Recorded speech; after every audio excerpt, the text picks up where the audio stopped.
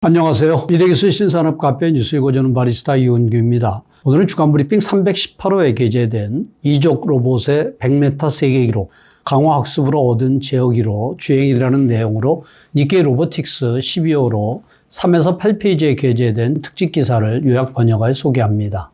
강화학습 기술이 이족 보행 로봇에도 이용되기 시작했습니다. 2022년 9월에 미국의 로봇 벤처기업 에줄리티 로보틱스와 미국 오레곤 스테이트 유니버시티 OSU는 자사의 이족 보행 로봇 캐시가 100m를 24.73초에 주행하며 이족 보행 로봇으로서 기네스 세계 기록에 올랐다고 발표했는데, 이 기록은 강화학습으로 얻은 제어기로 로봇을 주행시켜 실현했습니다. 에줄리티는 OSU발 벤처기업으로 미국 카네기 멜론 유니버시티 출신의 로봇 연구자이자 OSU의 교수인 조나단 허스트 씨 등이 2015년에 공동 창업했으며, 현재까지 자금 조달액은 누계 약 1억 7,800만 달러에 달합니다. 2020년에는 휴머노이드형 이족 보행 로봇 디짓을 상용 제품으로 발매했는데, 미국 보스턴 다이내믹스의 아틀라스 정도로 활발하게 움직이지는 않지만 휴머노이드형을 상용화했다는 의미에서는 보스턴 다이내믹스보다 앞서 있다고 할 수 있습니다. 로봇용 강화학습 기술이 서서히 확산되고 있는데, 스위스 ETH 츄리히 있는 사족 보행 로봇 애니멀의 보행 제어에 강화학습으로 얻은 제어기를 적용했습니다.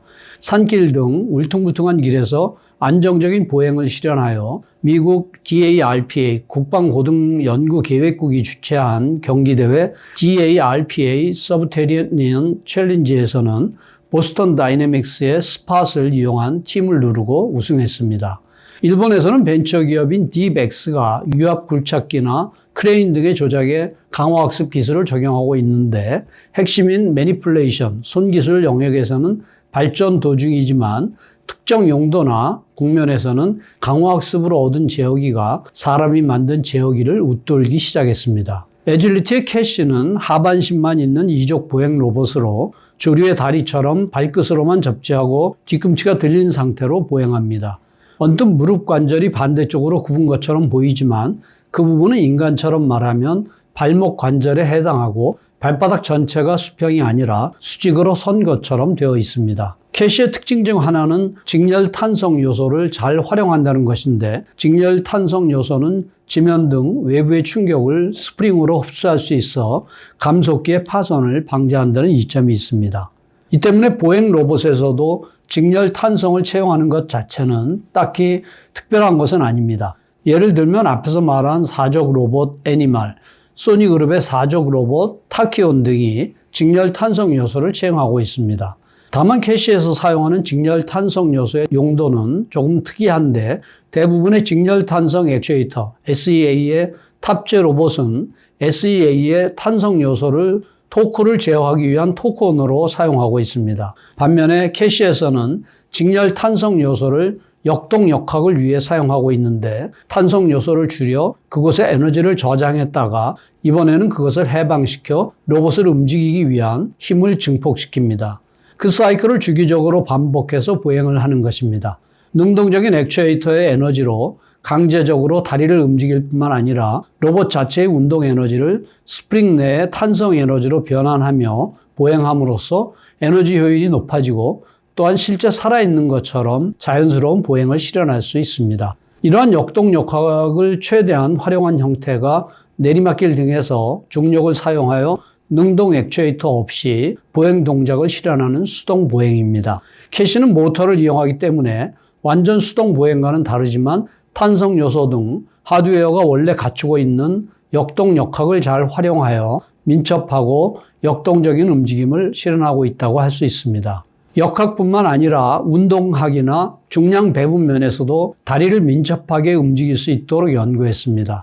캐시의 다리의 발뒤꿈치부터 아래 부분은 사절 링크 기구로 되어 있고, 질량이 큰 액추에이터는 발목 부분이 아니라 뒤꿈치 부분에 있습니다. 또한 뒤꿈치로부터 윗부분도 폐 루프 링크 기구로 이러한 구조로 다리의 모멘트를 줄여 경쾌한 움직임이 가능하도록 했으며, 회사 이름 에줄리티도 이에 유래합니다.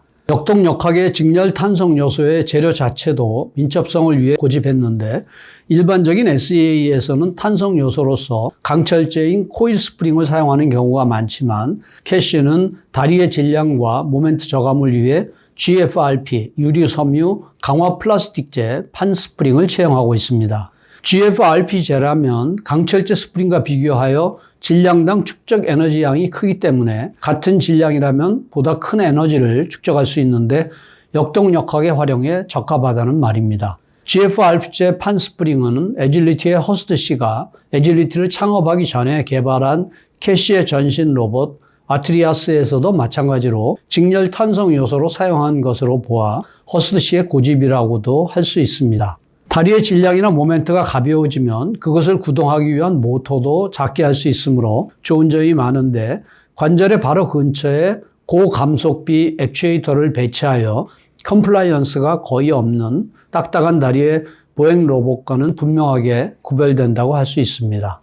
제어를 휴리스틱하게 구현했던 시대에는 관절을 딱딱하게 해서 다루기 쉽게 하는 것이 타당했지만 기계학습 기술의 발달로 캐시처럼 어려운 역학 로봇도 부드럽고 날렵하게 움직일 수 있는 시대가 되었습니다. 캐시의 다리는 한쪽당 7자유도이지만 이 중 모터로 직접 구동하고 있는 것은 5축뿐입니다. 남은 2축은 탄성 요소가 들어간 수동축입니다. 즉 GFRP재 판 스프링은 정광이와 뒤꿈치의 두 곳에서 이용하고 있으며 다리 전체는 이른바 열구동형으로 되어 있습니다. 두 개의 스프링은 탄성 정수를 조정해 가상적으로 한 개의 스프링으로 작동하도록 했습니다. 감속기의 경우 마찰이 큰 파동 기어형은 한쪽 다리당 한 개뿐이고 그 외 4개는 마찰이 적은 사이클로이드 감속기를 이용하고 있습니다. 감속비는 1:1에서 1:50 사이에서 100종 이상을 시험하여 에너지가 최소가 되도록 했으며 적은 마찰을 고집한 이유도 에너지 효율과 민첩함을 위해서입니다. 또한 애질리티는 당초에 캐시를 대학 등 연구기관용으로 제공했었는데 현재는 하반신인 캐시에 상반신인 동체나 양쪽 팔을 추가한 휴머노이드형 디짓 사업으로 주축을 옮기고 있습니다. 디짓의 하반신은 캐시를 거의 답습하고 있지만 발목의 경우 캐시는 피치축뿐이었지만 디짓은 롤축을 추가해 보다 안정적인 보행을 하도록 했습니다. 캐시에서는 뒤꿈치에서 나오는 4축 링크 기구의 족저 로드가 한 개뿐이었던 것에 비해 디짓에서는 이 족저 로드가 다리 한쪽당 2개로 늘어 발목의 롤축을 능동적으로 구동할 수 있도록 했습니다. 그럼 이런 특징을 갖고 있는 캐시에서 강화학습 기술을 어떻게 사용했을까요? 이전 호에서 소개한 벤처기업 딥엑스의 크레인 자동 조종 기사에서도 설명했듯이 수동축이 있는 열구동형의 경우는 일반적으로 제어가 어렵습니다. 캐시는 OSU 이외에도 여러 대학 등에서 이용되고 있고 각각이 독자적인 방법으로 제어 방법을 연구하고 있습니다. OSU의 허스트 씨 등은 2018년 무렵부터 강화학습 기술을 도입하기 시작했습니다. 캐시의 전신인 아트리아스에서는 휴리스틱한 제어 방법을 채용했는데 캐시에서는 기계학습 기반의 제어가 필요할 것으로 판단한 것 같습니다. 강화학습 기술을 이용한다고는 하지만 캐시와 같은 복잡한 역학을 갖춘 로봇을 스크래치 상태에서 시행착오만으로 학습시켜 단단한 제어기를 얻는 것은 허들이 높습니다. 그래서 OSU는 통상의 이족보행 로봇에서 하는 것과 마찬가지로 우선은 사전에 오프라인에서 타당하다고 생각되는 궤도를 작성, 계획해두는 어프로치를 취했습니다. 원하는 보행 동작을 하도록 각종 제약 조건을 기술해 두고 최적화 계산으로 여러 개의 궤도를 생성해 두는 것입니다. 예를 들면 보스턴 다이내믹스의 아틀라스도 사전에 오프라인에서 궤도를 계획해 두는 어프로치를 취했습니다. 점프나 턴 등 다양한 동작에 대해 전신의 역학을 고려한 궤도를 오프라인의 궤도 최적화로 생성해 두고 온라인 제어에서는 이 각종 궤도를 연결해 참조하면서 짧은 호라이즌, 시간 구간에서 MPC에 의해 제어합니다. 아틀라스의 점프나 파쿠르 등 화려한 동작도 이 방법으로 실현을 했습니다. 이상으로 요약 소개를 마치며 보다 상세한 내용은 센터 홈페이지 hjtic.sne.ac.kr에 미래기술 신산업 코너를 참고해 주시기 바랍니다. 다음 주에는 분단되는 인터넷, 국제 정세의 불안정으로 분단의 조짐이라는 내용을 소개하겠습니다. 감사합니다.